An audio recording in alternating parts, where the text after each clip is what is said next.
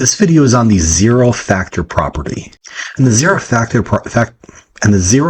property says that if we have two numbers that we're multiplying together, so I'm going to use A and B to represent those numbers, and the product of those numbers is 0, then one of those numbers has to be equal to 0. So A times B equals 0, then A equals 0, or B equals 0. So to use our zero factor property, we have to have 0 by itself on the left or the right side.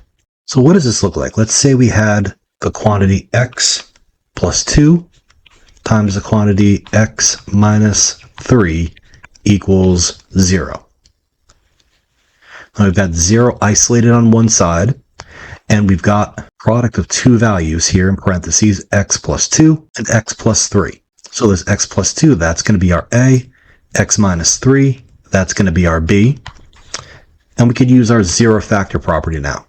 And our zero factor property says that, well, since we're multiplying these two together, x plus 2 times x minus 3, and our result, our product is 0, then we know that either x plus 2 has to equal 0, or x minus 3 has to equal 0, and we could use this to figure out what our value of x is. So if we have x plus 2 equals 0, well, we could subtract 2 and 2, and we get x equals negative 2, and we could add 3 and 3, and we get x equals positive 3. So our solution here is going to be negative 2 and positive 3. So to use our zero factor property, we have to have 0 isolated on one side, and we have to be multiplying two or more quantities. So in this case, we're multiplying the x plus 2 and the x minus 3, and we're able to factor them out where they're multiplying, breaking them up, and do x plus 2 equals 0, and then x minus 3 equals 0, because we know that either using our zero factor property, either x plus 2 has to equal 0, or x minus 3 has to equal 0, and then we could solve for x. So let's use our zero factor property to do some more problem solving. So for number 1, we've got x times the quantity x plus 7 equals 0. So we've got 0 on the right side. 0 is isolated, and our two quantities are x and x plus 7. So we've got the x as one quantity and x plus 7 as another quantity. So we can factor them where they're being multiplied. So they're being multiplied right here. So we can write this as x equals 0. So that's just our x, and then x plus 7 equals 0. And that's from our x plus 7. And let's solve our x plus 7 equals 0 for x. So we're going to subtract 7 and 7, and we get x equals negative 7. So our two solutions are going to be x equals 0, and that should be negative 7. 0, negative 7 for number 1. Number 2. We have the quantity x minus 1 times the quantity x plus 3 equals 0. So 0 is by itself on the right side. So our quantity is going to be the x minus 1 and the x plus 3. And we can break them up where they're being multiplied. So we're going to have x minus 1 equals 0 and x plus 3 equals 0. Now let's solve each one of these for x. So we're going to add 1 and 1. So we get x equals 1, subtract 3 and 3, we get x equals negative 3, so our solution is going to be x equals negative 3 and x equals 1.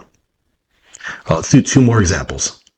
All right, number 3, we've got y times the quantity 2y plus 7 times the quantity y minus 9 equals 0. So we've got three expressions here. So we have y, 2y plus 7, and y minus 9.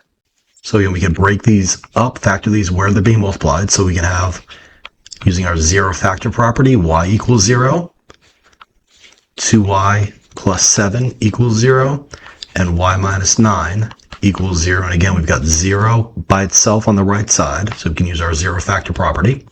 So y equals 0, that's all solved for us. So let's solve 2y plus 7 equals 0. Let's subtract 7 and 7. We get 2y equals negative 7, divide by 2 and 2, and we get y equals negative 7 over 2. And then y minus 9 equals 0. So let's add 9 and 9. And we get y equals 9. So our solution is going to be negative 7 over 2, 0, and 9 for y. All right, let's do one more example. We've got the quantity 3x plus 4 times the quantity 5 over 2x plus 1 times the quantity x minus 7 equals 0. So again, 0 is by itself on the right side. And our quantities here are going to be the 3x plus 4, 5 over 2x plus 1, and x minus 7. So we can break these up where they're being multiplied. We can factor them where they're being multiplied. So we're going to have 3x plus 4 equals 0. 5 over 2x plus 1 equals 0. And x minus 7 equals 0. Let's solve each one of these for x.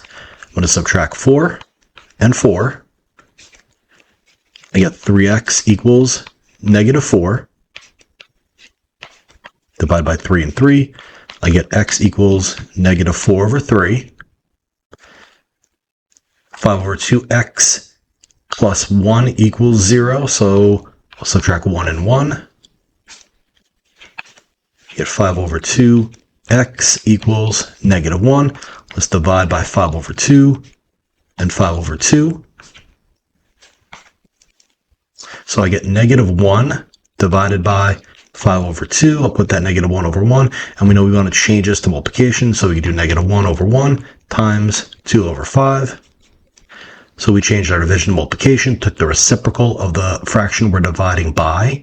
And this is going to give us a negative times positive. So our sign is going to be negative. And we're going to get negative 2 over 5 here. And then x minus 7 equals 0. So let's add 7. Add 7. 7 cancels out, and we get x equals 7. So our answers here are going to be negative 4/3, negative 2/5, and then 7. This video was on using the zero factor property. I hope this video helped you understand this concept a little bit more. If you like this video, leave a like, comment, and subscribe. This is Nick from First Coast Math Clinic.